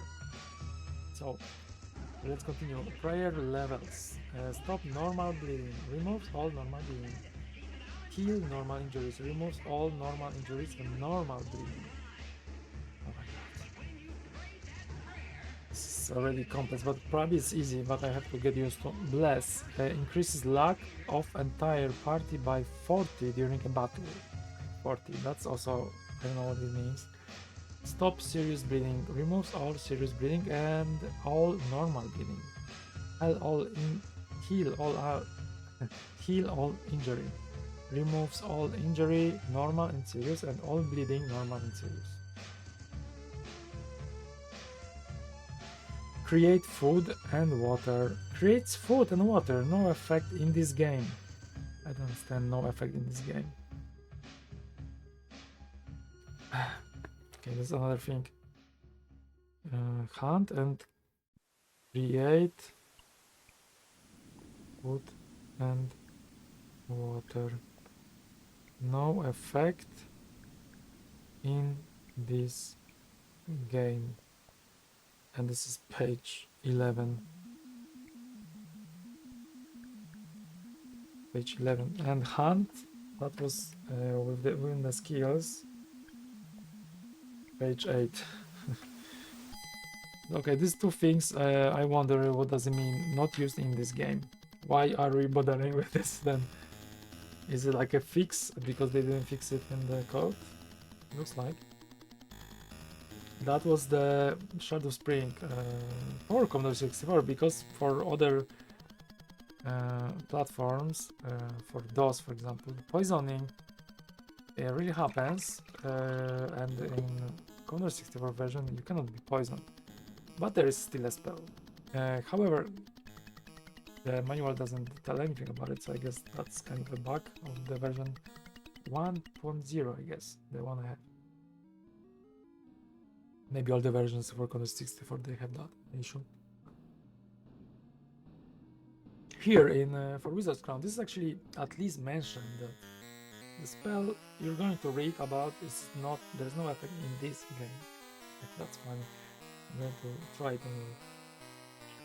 Okay, and then restore life forces. Removes all injury and bleeding and restores life up to the character's maximum. This is cool. So there are prayer levels, okay. And raise death. Removes all injury and bleeding, restores life to character's maximum and restores character to life. Okay, this is cool. Note that even though an unconscious person has been healed, the character remains unconscious until the end of combat. Until the end of combat. This is unfair.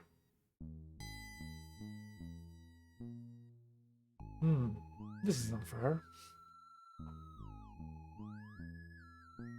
Oh wait, alright. Spells.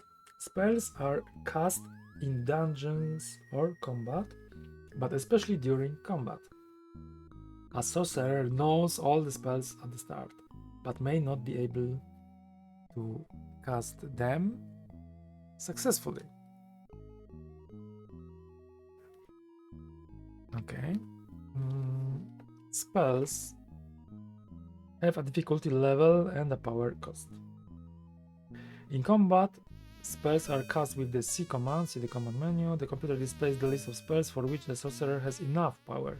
Move the cursor over the spell to be cast and press S for select. In the dungeon, spells are cast with the S command. Okay, so at least you don't have to type spells here. That's cool. So this is page 12.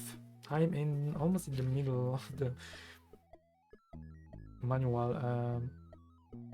almost 1 hour and 40 minutes, so I should stop at some point. I guess maybe I can finish this in the next episode, because it looks like there's a lot of stuff to read. But yeah, I'm kind of excited. It may be complex, but I guess when I play the game, everything will get clear at some point, after probably a little bit too many hours. A sorcerer's power is reduced by the cost of a spell each time a spell is attempted. To cast a spell, the sorcerer must have sufficient power remaining from previous reductions. Lost power may be regained by resting at the inn.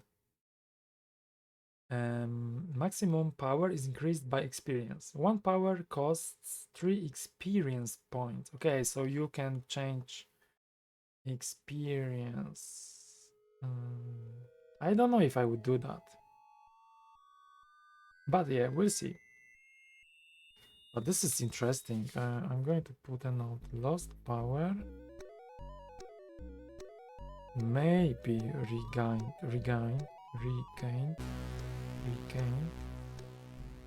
by resting at the inn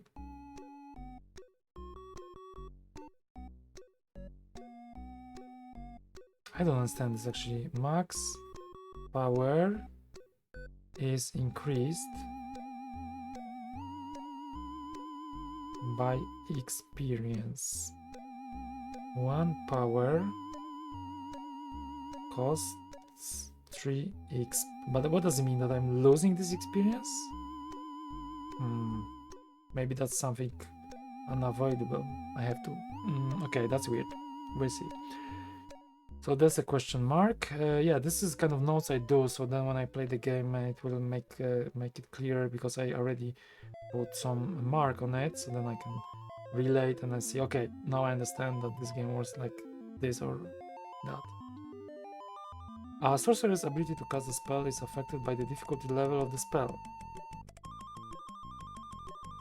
The odds percentage of casting a spell successfully are equal to the cast spell ability minus the difficulty level.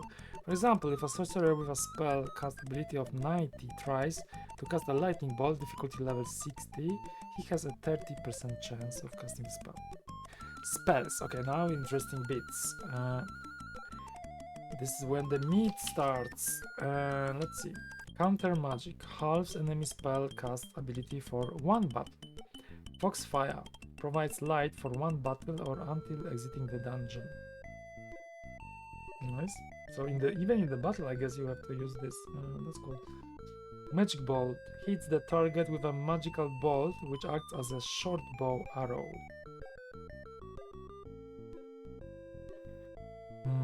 Acts as a short bow arrow. Night vision allows the sorcerer to see in the dark. Lasts until his return to the inn. Unlock may open a locked door, chest, etc. The chance of success is based on the sorcerer's skill and lock's difficulty rating. Okay, so on the sorcerer's skill, which skill? To unlock, I guess. But I don't think sorcerer has this ability. Looking at the table from page 9, sorcerer lock, pick lock, for example, it's for thieves. So this is probably, I don't know which skill, whatever. Doesn't matter for now. That's the basic sorcerer. That's probably any skill. Maybe the magic skill, I don't know. There's nothing like unlock.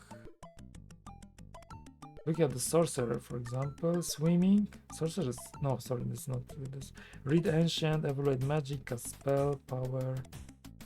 Yeah, sorcerer only has this sort of spells, skills, but maybe when it's mixed with the thief, like thief sorcerer, then maybe it can also this ability is taken. I am not certain. I don't think. Invisibility makes the sorcerer unseen for 1 battle. The sorcerer may be spotted temporarily if adjacent to an enemy or if making a physical attack. Reveal enemy makes all enemies visible and prevents the enemy from becoming invisible for the remainder of the battle, although they still may hide. They still may hide, yeah. So then you have to call it again, right? The spell. Adds 30 to scan and 20 to combat awareness of all members of the casting sorcerer's party. Wound. Hit the target with a bolt of physical magic. Magic protection increases the resistance to magic of the sorcerer's party for one battle. Missile protection makes the sorcerer's party invulnerable to missile weapons for one battle. Paralyze has a 25% chance of paralyzing each enemy so that he may not move or defend himself for the remainder of the battle. Does not work on targets with magic resistance. Darkness. Eliminates foxfire spells and temporarily blinds all enemies so that the party is engaged no longer. See combat.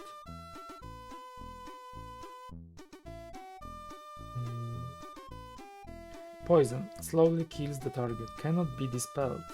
Magic resistance does not help. Change terrain converts unoccupied terrain to clear wall or rubble.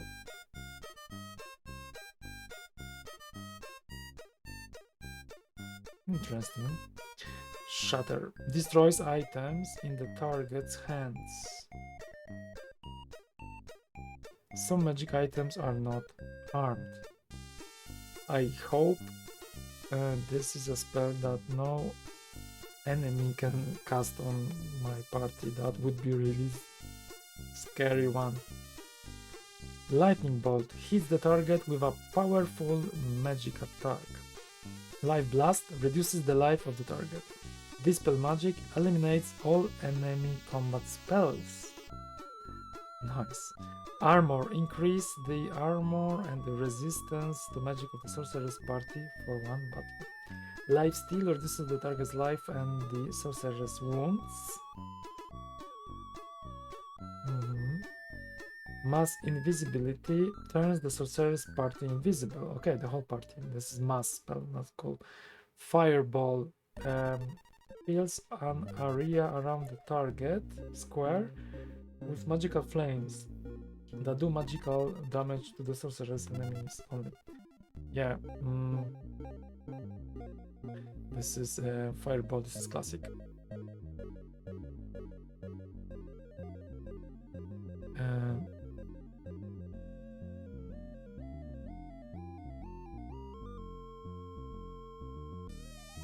So there are also some points here which I didn't see before.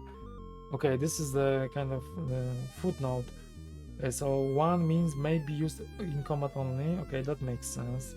May not be used in combat. This is 2, for example. Which one is 2? Unlock, of course. What are you going to unlock in the combat? 3 will not work in dungeons. What doesn't work in dungeons?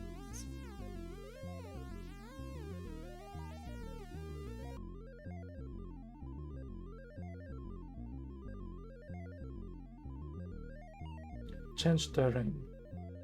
Okay, change terrain doesn't work in dungeons. Interesting. And 4 combat spell is dispelled by an enemy cast of dispel magic.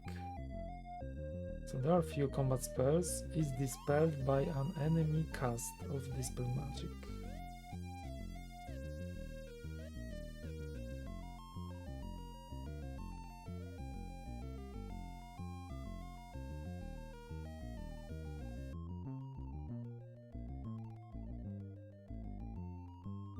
Okay.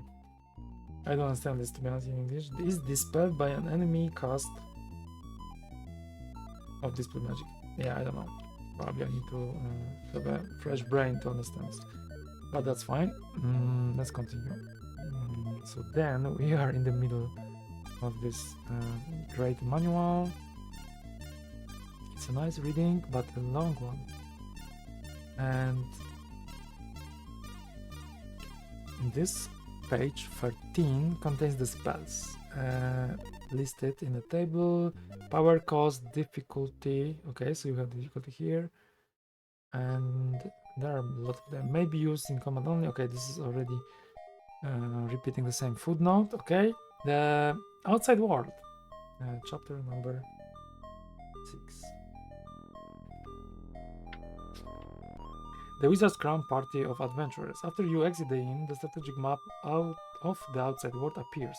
On the map, the icon drawn above indicates the position of your party. Below it, there is information about the current situation and the commands then available to you. Search area, check character, or make camp. And you see this is funny thing because you have this kind of numpad, numerical pad kind of how you can move, but it's not actually not the numpad because numpad has 1, 2, 3 at the bottom normally, and this one has 8, 1, 2 on the top, and then 7 left, 3 right, and 6, 5, 4. So this is kind of, I don't know how it's going to work, to be honest. It's a little bit weird. Maybe I should map some keys because I'm going to play probably under emulation. I wonder if this makes sense, but this is, I will see how it goes. It's a little bit weird. The number at the right hand of the screen indicates the keys to be used to move your party. Press 1 to move 1 space straight up, 2 to move diagonally up to the right, etc. The numbers at the center indicate the year, day, and the time of day: dawn, morning, noon, afternoon, dusk, or night.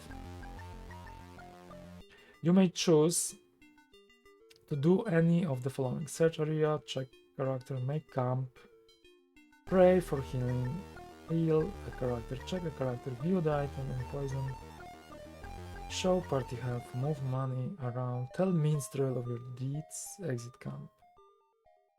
So you can save actually in the camp anytime. That's interesting. I thought that you can do it only in the inn. This is what I understood. Okay, let's see. An explanation of the commands follows. Search area. If no adventure awaits you in a square at a particular time, the search command brings no change to the screen. Okay, this is the middle of the manual, page 14. You may have to search a square more than once. You may find nothing there at one time and something there at a later time.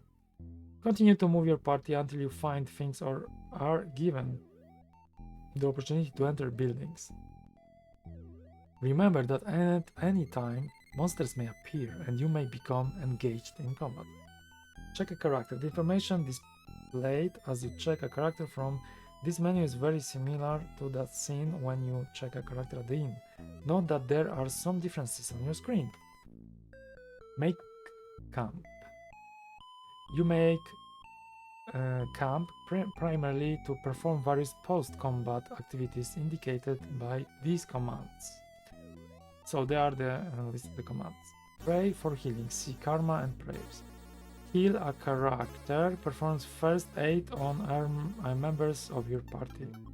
See skills. So this is what happens on the cover of this game. There's a first aid being performed on this poor bearded dwarf, maybe. I don't know. Okay. Heal a character, check a character. Basically the same as previously explained, but somewhat more combat oriented. View the items. Display the items found on monsters and in the area. Any viewing character may take the item, but only a sorcerer can evaluate it. The pool of items can be added to by the transfer command when checking a character. A question mark to the left of an item indicates that the item is unevaluated.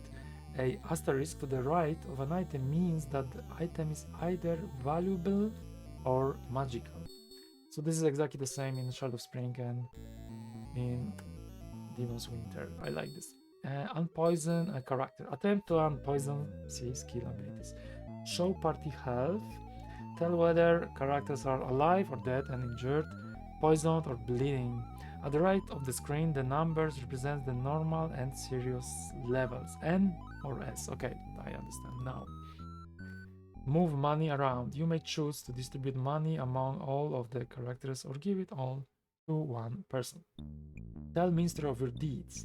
If you are camped in the wilderness, not a dungeon, this command will be available to you. It saves the game. Okay, so you can save the game not only in the inn, you can also save it outside the world. Of course, in dungeons, this is always exceptional because it's very dangerous there. So this is how these games are constructed, the same pattern. And now we have this quick section, looting. Okay, let's see. That's interesting. Of course, it's all about the looting, right? After a battle, your party will make camp, searching the bodies of the enemy and the surrounding area. The equipment found can be seen with the view the items command. Okay. A list of the items will appear with the cursor over on one of the items. Just before you view the items, your mage with the best evaluate magic will go through the items and attempt to find those which are magical. He sets them aside, in addition to gems, jewelry, gold, and silver. All of these are indicated by an asterisk symbol. If the mage cannot determine if an item is magical or not, it will have a question mark next to it. To take an item, use the arrow keys to move the cursor over the item and take it. The viewing character will take the item if it will not overload him. Note that the list of items may be larger than on one screen.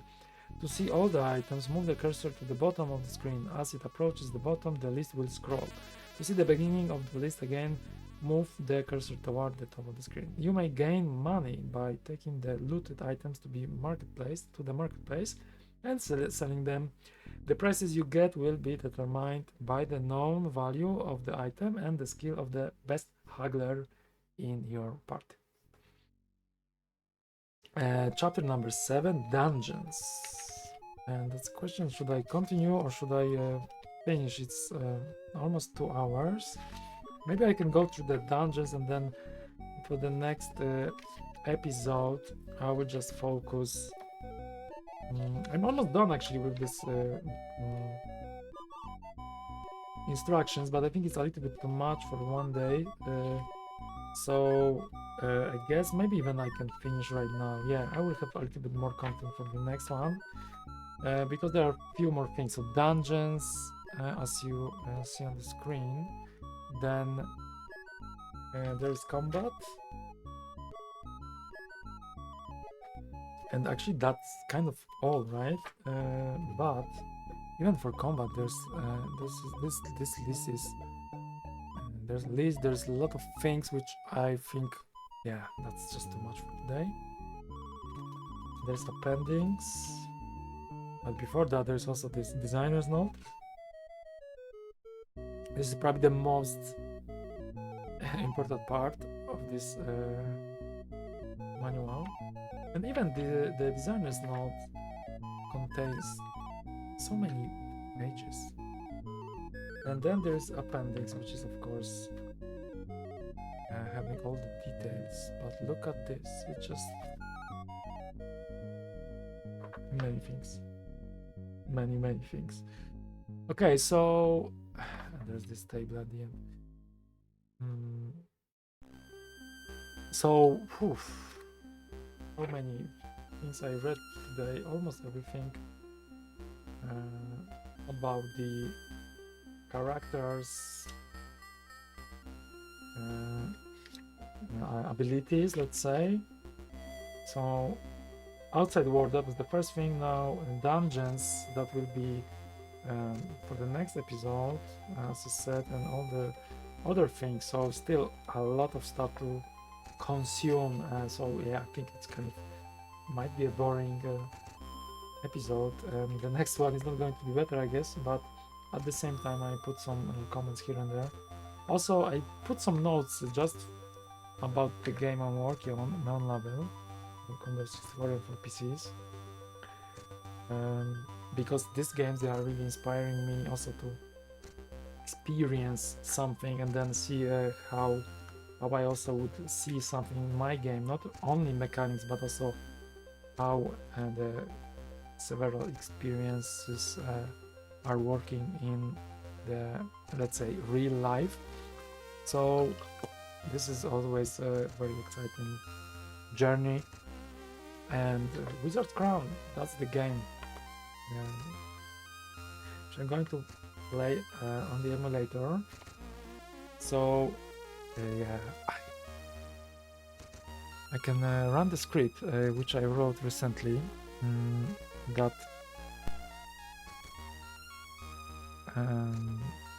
automatically sets the screen in the correct position. So finally I don't have to stretch this window, because this is what I used for the when I played Shadow Spring and Demon's Winter. So now I have everything actually configured with the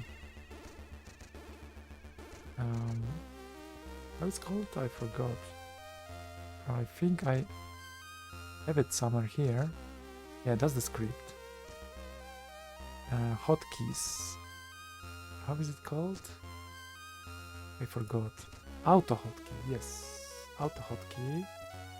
And this one will actually, there's no option in CCS64 emulator to really change the configuration of the screen the way you would like to have and position at the exact screen place. So what I did is to create a small script which actually helps to wait for the emulator to create to open in its own with its own settings, and then stretches after these 3 seconds. It actually stretches to the proportions of the my second screen, which I'm using to stream the game. And yeah, this just nicely opens this window, so that's a really great thing about it. And then I will just show you this, at least the title screen, which is not really anything exciting, to be honest. But there was one copy protection in this place already, which I removed, and there's another one after you log into the game, I wanted to say, when you start the game already. So this is version 1.0, designed by Paul, Murray and Bros. So that's nice that it's also written here on the title screen. It would be nice to have some music here or something like that, of course, but this is not the case. And then you can press the space bar. Okay. And then it loads up. I also tested this against the emulator, this emulator against the Commodore 64, how it would play on Commodore 64, the real one, because I can also share it with the advantage of Final Cartridge 3, which also speeds the loading times, but still it's faster on the emulator. So this is the Welcome to the Crossroads Inn, and then this is the kind of first screen. You can see all the characters already created for you and they are hired. So let's exit from the inn. I will just show you and the only graphics kind of which are on the outside world, and there's also the graphic in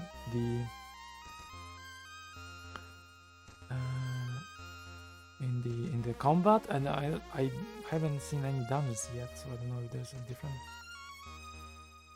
place or not. I don't know who's the best hero to be put on point yet, but now I know what it means thanks to this manual. So maybe like that. Okay, so this is how it looks. This is completely not appealing to me. I guess I will get used to at some point. So this is just to show you how this game is going to look like. And then if I want to go right, for example, I have to press 3. So even it doesn't work on the numpad because this is not mapped with anything in the simulator. Maybe I could use it, because otherwise I have to press 3, but it doesn't make sense, to be honest. Pressing 3 and pressing 1 to go up. Yeah.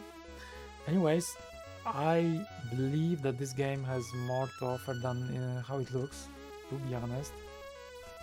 So thanks for joining this session. I'm going to continue next time to read more how to play this game before actually starting, and hopefully I think I have less things to read next time, so maybe I will get into the creation of the party. Until then, take care of yourself and take your time to sleep, because otherwise as the manual says, your morale will go down. You don't want this. So please take care of yourself, stay healthy, sleep more, eat good stuff, and hopefully you will also find some time to play old school RPG games. Thanks for watching. See you in the next episode of Wizard's Crown. Too many hours. See you next week.